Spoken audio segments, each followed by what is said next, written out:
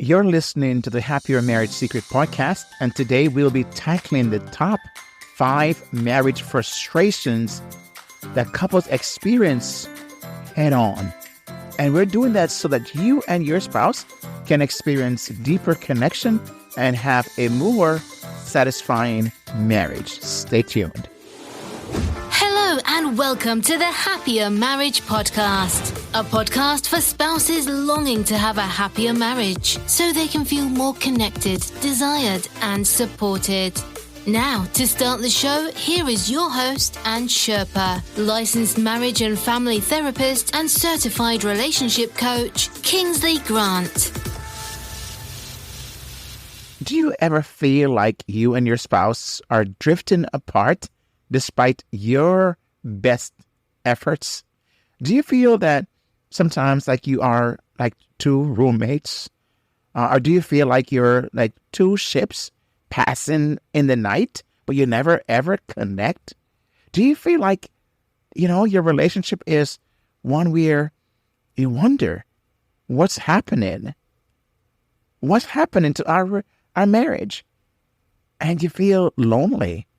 You feel like, I wonder if my husband or my wife still cares or loves me. And you're having these internal conversations, laying in bed at night, maybe by yourself because your husband or your wife is in another room or haven't yet come to bed.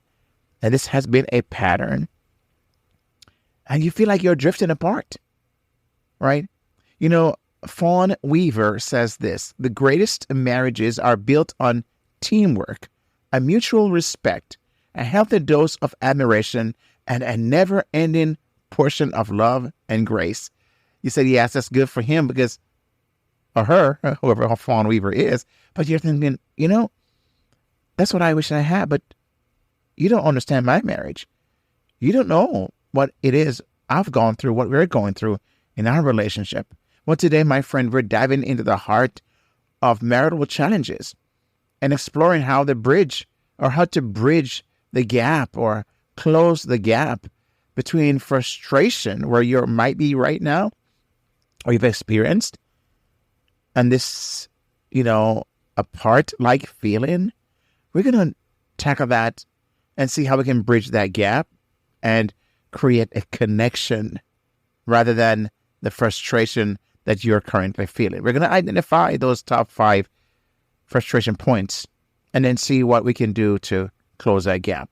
And we'll do so right after this. So, the big question is this: how is it possible that you have a happier marriage when you feel like you've tried everything? Your spouse isn't making an effort. You're exhausted. You feel like giving up, or there's so much hurt that's taken place between you and your spouse. That is the question, and this podcast will give you the answers. So, what are the top 5 frustrations that so many couples experience in their marriages? Now, I don't think any of these will come as a surprise to you, especially if you've been married for some time, and especially if you identify with any of the above, the things I shared earlier about what you might be feeling or experiencing in your marriage, right? So they may not come as a surprise to you. So the first one that I want to mention is one that I hear very often as a licensed marriage and family therapist and a certified relationship coach, and working with couples for almost 2 decades. Whenever I have couples who come to me, I would say 95% of the time or thereabouts, the thing that they present with more than any other thing is this one here, this frustration issue of communication. So it's a communication breakdown. I cannot tell you how many couples will say, we just don't see eye to eye. We just don't connect. We feel like we're talking over, across, under each other.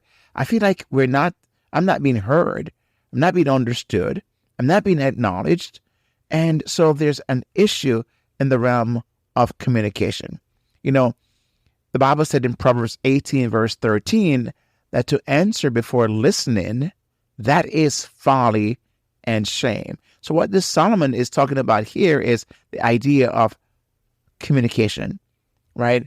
And that is active listening. So he's discussing this topic of active listening because he says to answer before listening, not hearing. That is folly and shame. It is really not helpful, right? So what happened is that when you're not having this communication connection, it means that a lot is going on, this unfinished business, right? It's really conflict is continuing, or a pattern, or all the different things that are happening because there's not an ongoing communication. And when you do communicate, right, you feel like you haven't gotten anywhere. Nothing changed. It's the same old kind of experience that you're having. So what do you do then when you're experiencing this gap in communication? Well, one of the things I strongly discuss often, and you may have heard me if you've been listening for some time, I talk about the idea of learning how to become more empathetic, right? Empathetic communication. What do I mean by that? I mean about when you are actively listening, but not just that, but also inserting empathy, thinking of the other person in a way that makes you lean in and listen and be present and also reflect back what you're hearing. Now, these said, that's like active listening, isn't it? Or effective communication, isn't it? Well, yes, it is. And though the difference here is you're wrapping all of that in empathy. You're using empathy to wrap the active listening. You're using empathy to wrap the feedback that takes place when you're effectively communicating. Because when you're having a breakdown in communication, everything else goes awry, as you may have experienced or is experiencing right now. It is so important to learn how to communicate more effectively, right? And this is a skill that needs to be worked on over and over again. I can tell you, I've been married, as I mentioned, 38 years plus as of this recording. And I've learned and still continue to learn how to better communicate with my wife and vice versa. Why? Because we go through different stages of our lives. And every single stage requires a different level, a different kind of communication, right? And not only stage of life, but different experiences. Because I realize that sometimes in a marriage, for example, for a wife who is going through her menstrual cycle on a monthly cycle, it requires a different type of communication at that time. For a husband who might be going through some other stressors, right? Or maybe he is in a midlife kind of stage of life, and he requires a different approach by his wife to him because of where he's at. Maybe a wife is going through her menopause kind stage of life. She requires a different kind. So every stage of life or experiences require a different type of communication. So it's not just one size fits all. It is a constant learning. And that's why one of the things I tell spouses to be the best student of your partner. Continue to learn about how to adjust and how to adapt and how to be flexible. One of the most important aspects of emotional intelligence, a term you may have heard, is this ability to be adaptable and flexible, because this is a requirement. You know, when I teach on emotional intelligence, and I won't go down into this path, but I want to simply say, you know, I tell people many times that the difference between emotional intelligence and, you know, your intellectual ability, right? Your IQ, right? Intellectual quotient, right? Is that your IQ is what gets you into the door. For example, a job or into a relationship, your IQ, right? How you're able to put together your thought and your conversation and so on. But I say this, that your EQ, your emotional intelligence, is what keeps you in the door, keeps you inside, right? Keeps things, very rarely I've ever seen anybody get fired from a job because of their emotional intelligence. But I can tell you, I've seen people get fired from their job because they just don't know how to manage their relationships, manage your emotions, and so on, which is emotional intelligence. So communication, the reason why I mentioned empathy or empathic communication is because this is also part of that. And I know I should have actually not introduced this idea, because you might be thinking, well, I opened this whole, idea of emotional intelligence, which is not the focus of this podcast, this episode. But I want to mention that because I had introduced the concept of adaptability and flexibility, right? Because of the different stages of life and the requirement to have different communication skills during those times. Then that's why I went in that, just kind of, veered off a little bit, but I'm coming right back. I don't want to go too deep into that, because that's not what we're here for in this episode of this podcast, right? So the first frustration is when communication has broken down, right? And would you agree about that? The second one is the lack of quality time, right?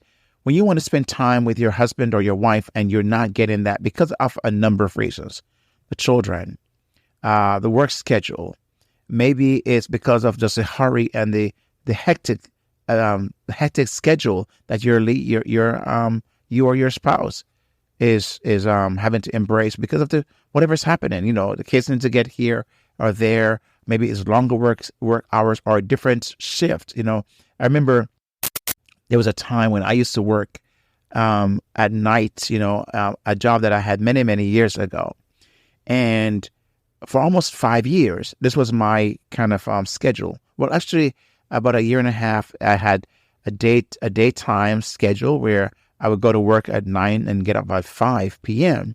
That was for a year and a half in this 5-year span at this particular job. But for 3.5 years, I worked at nights. So I would go to work at 11 and get up at 7 a.m. Now, I can tell you, no matter how much I've slept in the daytime, if you've ever worked nights, you know what I'm talking about. It's never the same kind of sleep, okay? But my wife and my schedule was so off because she would work in the daytime, I would work at nighttime. So whenever she, get home from work, I'm trying to get a nap before I go to work. And so with the kids, just to juggle all those things, as you can imagine. So I would go to work, leave home at 10:30 thereabouts. I would say about 10:15 p.m. to get to work at 11. I had to drive quite a distance. And then I would get up at 7. Sometimes I would have to work extra 2 hours. So I would get up at 9 and then get home and the sun is blazing. It's hard. You don't have a dark room to sleep in. You know how that goes. So here's what happened though. Quality time during those 3.5 years or thereabouts was really very, far and few between because of my schedule. And sometimes our schedule is what gets in the way. But sometimes it's because we are not having a good relationship. Because you could have the best schedule where you leave home at the same time, come back home at the same time. But if you're having issues in your relationship, quality time becomes far and few between. There is a quote that goes like this: the most precious gift we can offer anyone is our attention. Right? The most precious gift we can offer anyone is our attention. However, my friend, as you know this, that whenever you're having issues, right, if you're not having quality time, that's the last thing you're going to want to do, is to give the attention that the other person is asking for or requires, because you're so upset with him or her. You just can't even spend time in their presence without feeling worked up, right? You can't have a conversation, again, like we mentioned before, in communication, because you just don't feel like you're connecting. And if you don't feel like you're connecting with your spouse, or you're not connected, then you don't want to spend quality time with them. You want to do the opposite, right? You want to spend as little time as possible. I've had a spouse who would say to me, make time for quality time, because you're not going to find the time especially if you have a busy life. It's going to require you then to be very intentional, to spend quality time together. For me, that's not my love language, for example. Mine is words of affirmation, right? That's what I'm looking for many times. My wife is physical touch, and physical touch, right, is more the affection. That's her love language. That's really not mine. And do I mind it? Of course not. Does she mind words of affirmation? Of course not. However, we got to figure out what works for us best. But we've got to then find a way to make sure we give the other person what they need. And that's why I think it's so important to become selfless, to walk in forgiveness of the other person, and constantly remember that you are becoming, right, what God wants you to become. A person who is forgiven, a person who overlooks certain things, because love covers a multitude of sins. So if you're going to be able to give your partner quality time, you've got to be able to go deep in God, to make sure you are asking God for wisdom and each day praying, especially if there are issues at stake in the relationship. Why? That would help you to reestablish quality time. Now, the third one, I'm going to kind of go through the other three a bit faster than these first two. But the third one is a differing expectations. When you have different expectations, and especially if they're not expressed, you may come into the relationship expecting that your husband is going to play the role of a man, whatever that may look like, because it could be an established role that you were brought up with, you saw in your own dad, or your culture may have stated that men do certain things. And I think most cultures still do kind of make the differentiation between what men do and what women do, right? Now, I know there's arguments for, especially nowadays, about there's no difference in, which is nonsense, because a man is going to be almost, for the most part, almost always stronger than women, right? And that's just a given in every aspect of, of life. That's just a given for the most part. Now speaking, there are exceptions to everything, but for the most part, men in general are going to be stronger than women, right? So therefore, a man's role will be different from a woman's role, and should be. He should act as a protector and provider. Does it mean that a woman cannot protect and provide? Of course she can. Of course she can. So many women who are single moms have done a fantastic job of being a protector and provider for their home, their children. So I'm not saying that she can't, but in general speaking, what God intended, I'm speaking to that, is that the man becomes a protector and provider. He becomes the one that operates in a certain role. And there's certain expectations that comes with that. And some cultures or some cultural expectations are in place. For me, growing up in Jamaica, the expectation is that the man, right, is the one who goes out and work. Doesn't mean the wife does not herself. My mom, she was a school teacher, so she went out and work. My dad, he was an entrepreneur, basically, who operated his own passenger bus, and he drove it every single day, and so that was what he did. So they had different work experiences. But what happened is the expectations were kind of, in place, where my dad was mostly the disciplinarian. My mom was more the nurturer. My dad was the guy who took care of the house and the outside and made certain everything was, running effectively in that regards and smoothly. My mom was more the person who took care inside the house. And we grew up with that. And culturally, we saw most times you would say women would take care of the inside and men take care of the outside. That was a standard thing. So what happened is that if any deviation from that, or any kind of experience where it's not happening, it can create a frustration, because especially if it's not mutually talked about and discussed.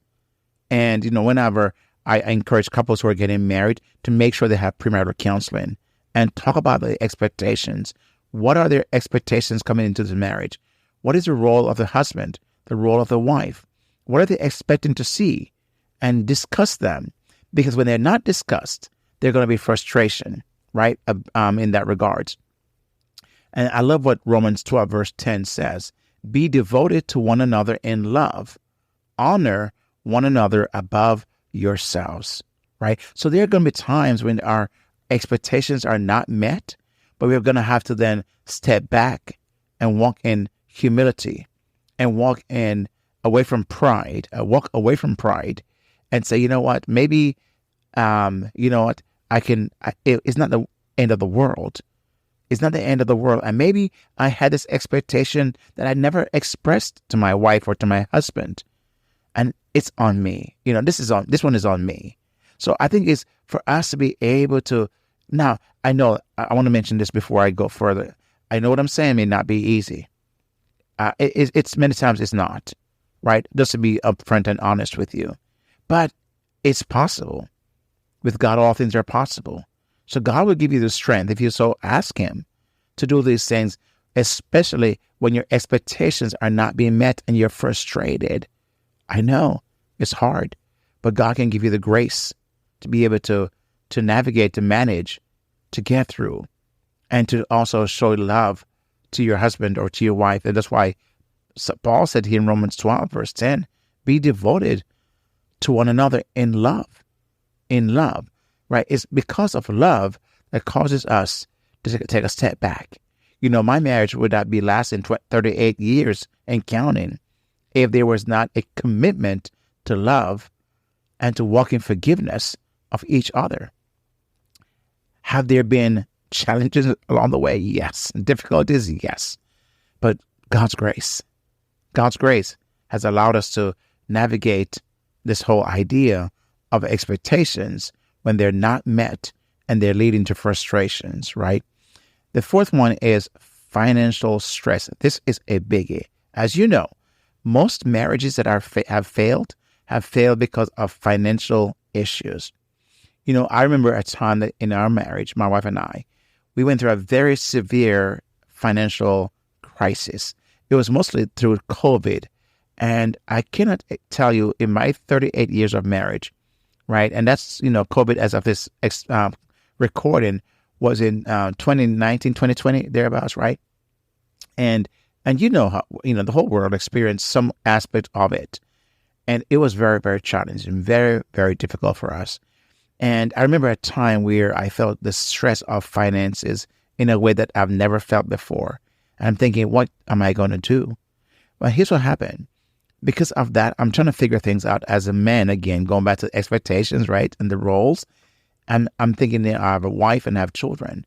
Of course, my kids are adults now, and they had to be taking care of themselves. So I never had to worry about them per se during COVID. But again, we have bills, we had responsibilities, we had a house, a mortgage, and those things were still needed to be paid. We did have to work on where we actually negotiated some payments, and as most people did, but it was tough.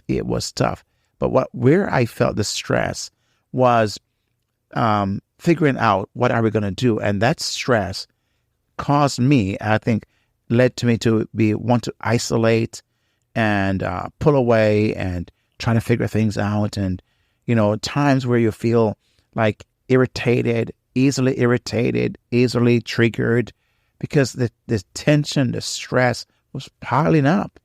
And I can imagine that's what most people feel when they're in a financial crisis, right? A financial crisis. So during that time, it's really about, again, doubling down around commitment and love, because that's what we had to do. We had to decide and recognize, we have each other. And what really worked for us was to go back to what we know of giving God thanks and gratitude. But so maybe for you, you might need outside help, maybe getting some budgeting help, financial counselors.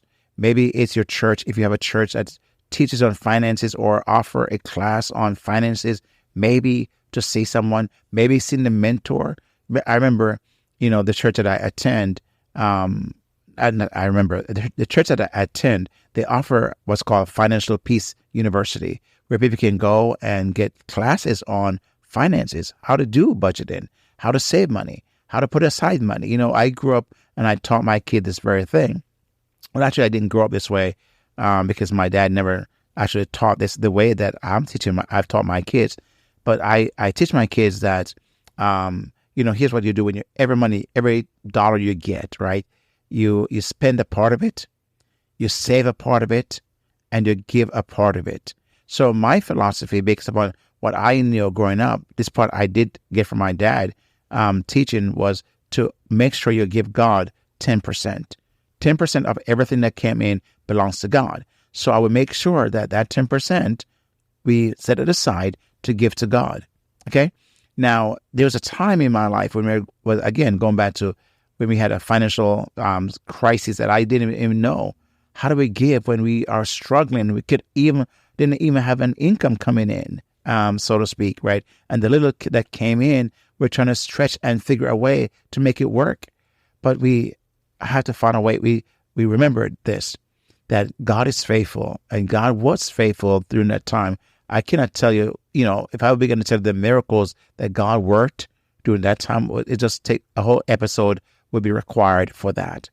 But I remember teaching my kids that every time you get an income, any money comes in, remember these three parts, right? You give some. And I would teach them this. I would say, hey, what you want to do is take 10% belongs to God, right? So you have 90%. I said, of that 90%, 40%, save 50%, right? Save 50%, and the 40% is yours to spend however you want it, right?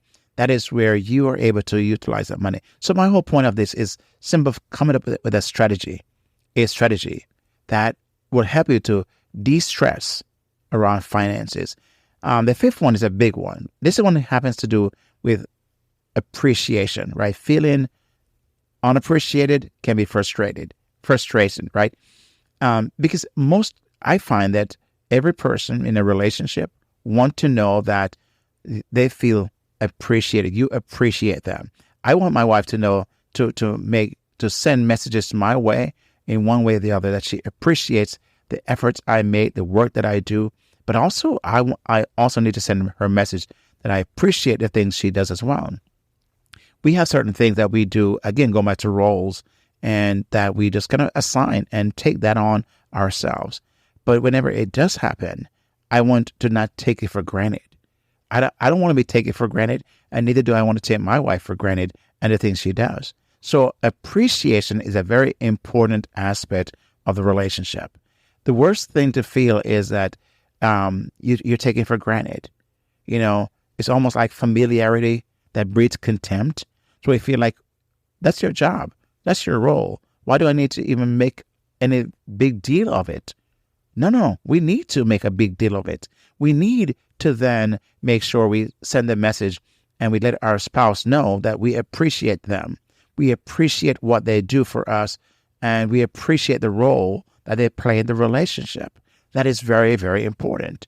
I love what Paul says in Ephesians 4, verse 32. He says, be kind and compassionate to one another, forgiving each other, just as in Christ God forgave you. Be kind and compassionate, which if you think about this whole thing, if you're going to be kind and compassionate to one another, it requires you then to be appreciating the other person, right? To appreciate the other person. That's part of this whole verse about being kind and compassionate to one another, right? Forgiving each other, just as Christ in God forgave you. We've got to be able to do those things. And so expressing gratitude and appreciation. And if you haven't listened to my recent episode, the one that came before this one here, you may want to go back and listen to that, because I kind of dove deeper in this whole idea of gratitude and appreciation and the importance of that. So if you have not listened to that, I want you to go back and listen to episode, I think it's 97, okay? Because that will help you to then, on the heels of this episode, kind of have a full, a wider idea of this whole thought about making your marriage more connected, a more connecting one, a deeper connected one, feel a deeper intimacy, and feel more satisfying in your relationship. So, my friend, I want to encourage you then to think about what we are just talking about today, and I would love to hear from you what your thoughts are on this. Now, if you want to get a free 28-day conversation starter guide, I have that available for you. So if you would send me a direct message on Instagram and just type the word easy, right? Easy, EASY, I'll send that to you. Or if you want to go to happiermarriagesecrets.com/start, happiermarriagesecrets.com/start, you would also be able to access that, and I'll send that to you as well. The links will be in the description that follows this episode, so you can find that there as well. So my friend, remember now, these are challenges that every relationship experience. They're normal, but it takes some effort and grace. And when you are able to apply that, you will be able to transform frustrations into opportunities for growth and connection. So my friend, I hope that you will take whatever it is that God spoke to your heart as you listen to this episode and begin to implement that. I'd love to hear from you. And one of the ways that you can send me a direct message on Instagram, or you can do a rating and review on Spotify or on Apple Podcast. I would truly appreciate that. That tells me that it's where you're sending a message to me. Do more of this.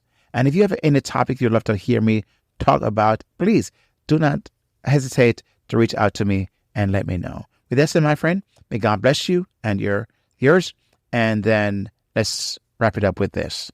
We've come to the end of another exciting episode, and I'm glad you were here.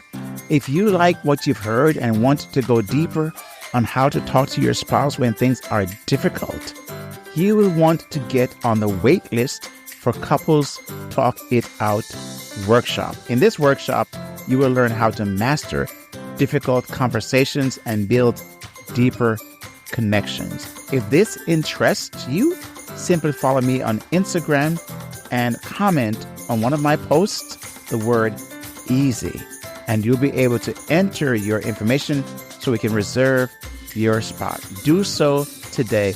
Looking forward to going deeper with you on creating space for these difficult conversations. God bless, and I'll see you soon.